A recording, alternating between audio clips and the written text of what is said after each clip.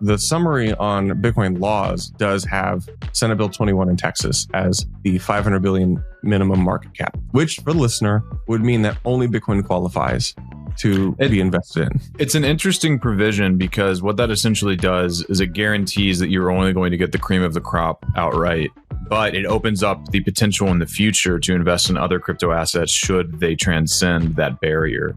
I think it's pretty smart and prudent because what it's basically saying is we're going to do Bitcoin first because that's the only one that meets this requirement. It's the least risky of all of the cryptocurrencies. And if people are uncomfortable with some of those other ones, then if they end up passing that $500 million market cap, then maybe the risk or the perceived risk is lowered in people's eyes. I think that's pretty judicious wording on the part of the legislators who draft this bill. Yeah, it's great because, it's hard. These bills have to be like asset neutral. Bitcoin only bills, as much as I love them because I'm a Bitcoiner, it's just the kind of thing like you have to have as neutral language as possible.